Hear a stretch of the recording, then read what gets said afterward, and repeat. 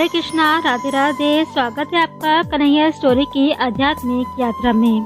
तो अगर वीडियो पसंद आए तो इसको लाइक करना ना भूलें, और अगर आप मेरे चैनल पर पहली बार आए हैं तो प्लीज़ सब्सक्राइब करो और वीडियो को पूरा देखें, तभी आप पूरे वीडियो का आनंद ले पाएंगे। तो आइए शुरू करते हैं। बड़ी मज़ेदार कहानी है। नारायण नारायण, हाथ में वीणा, गले में कंठी माला और जुबान पर नारायण का नाम जपते हुए भक्त नारायण को हम ऐसे ऋषि के रूप में देखते हुए आए हैं जिनके मुंह पर हमेशा नारायण का नाम रहता है, लेकिन फिर भी इधर उधर की चुगली करने से बाज नहीं आते। हिंदू धर्म के पौराणिक इतिहास में देव ऋषि नारद की भूमिका बहुत ही खास रही है, क्योंकि इनकी इन्हीं चुगलियों के पीछे ही छिपा था सृष्टि का रहस्य। रामायण में आपने देव ऋषि नारद को इधर की बातें उधर करते, दो लोगों के बीच की कलह का कारण बनते देखा होगा। लेकिन क्या आप जानते हैं कि एक बार नारद जी ने स्त्री बनकर कई बच्चों को जन्म भी दिया है। तो आइए जानते हैं कि कैसे एक पुरुष से स्त्री बने नारद। इसकी कथा बड़ी ही रोचक है, तो प्लीज पूरा देखें, और पूरा देखेंगे तभी आपको कथा का आनंद आएगा। तो आइए देखते हैं। किसी पुरुष का स्त्री बनकर बच्चे को जन्म देना यह कुदरत के नियम के विपरीत है, लेकिन पुराणों में ऐसी कई कहानियां हैं जिन्हें आज के वैज्ञानिक दृष्टि से देखें तो यकीन करना किसी के लिए भी मुश्किल है। ऐसी ही एक और अद्भुत और अजब गजब कहानी है कि देवी भागवत पुराण में लिखी गई है। पुराण की 6वीं स्कंद में बताया गया है कि नारद जी ने स्त्री बनकर कई बच्चों को जन्म दिया। इसकी कहानी इस प्रकार से है।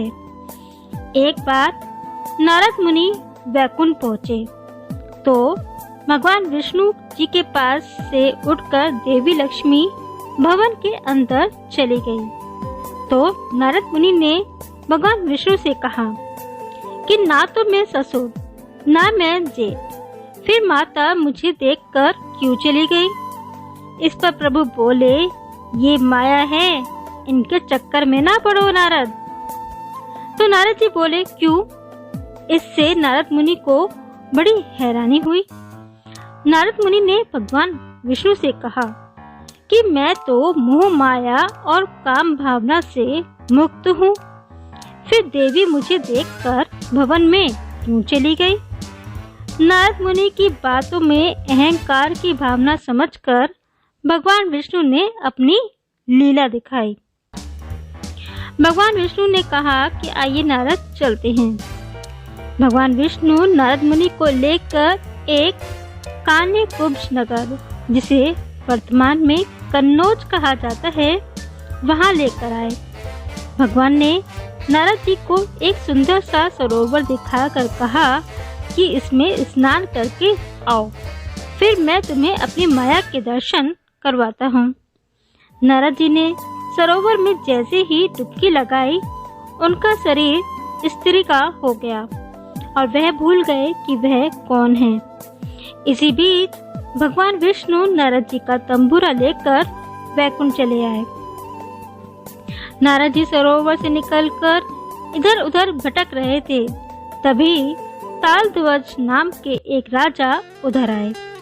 स्त्री बने नारद की सुंदरता पर मोहित होकर तालध्वज ने उनके सामने विवाह का प्रस्ताव रखा।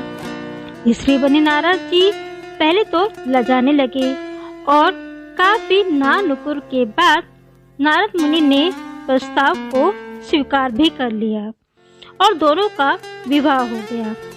स्त्री बने नारद और राजा तालध्वज के कई पुत्र हुए। समय गुजरता गया और एक युद्ध में इनके सभी पुत्र और राजा तालध्वज मारे गए, जिससे दुखी होकर नारद मुनि विलाप करने लगे। तभी वहाँ भगवान विष्णु एक वृद्ध साधु के रूप में प्रकट हुए और नारद मुनि से कहा कि हे देवी, आप विलाप क्यों कर रही हो? तो स्त्री बने नारद मुनि बोले, मेरा घर बार सब नष्ट हो गया।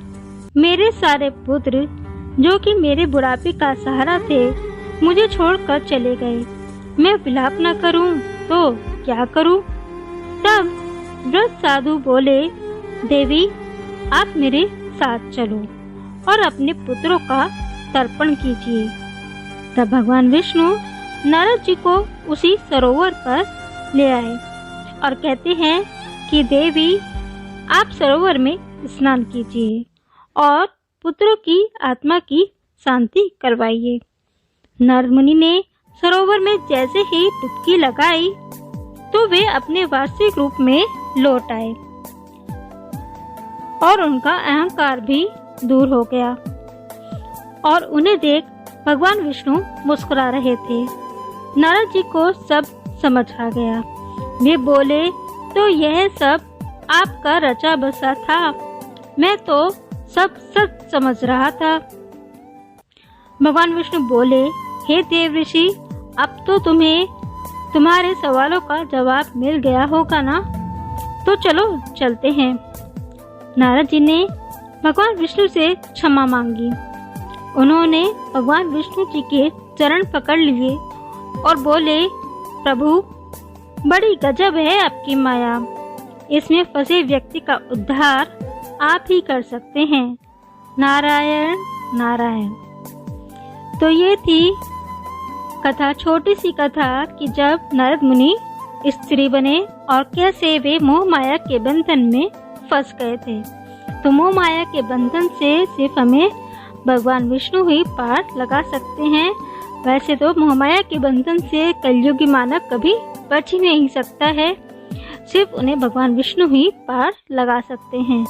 तो जपो सभी नारायण नारायण। ये कथा आपको कैसी लगी नीचे कमेंट बॉक्स में लिखकर अवश्य बताएं और वीडियो पसंद आई हो तो इसको लाइक करें तथा ज़्यादा से ज़्यादा शेयर करें। और अगर आप मेरे चैनल पर पहली बार आए हैं या अभी तक आपने मेरे चैनल को सब्सक्राइब नहीं किया है तो प्लीज़ सब्सक्राइब करें और बेल आइकन को जरूर दबाएं, जिससे मेरे आगे आने वाली वीडियो की नोटिफिकेशन आप सभी को आसानी से मिल जाए और ऐसी ही कहानियों का आप आनंद ले सकें। राधे राधे।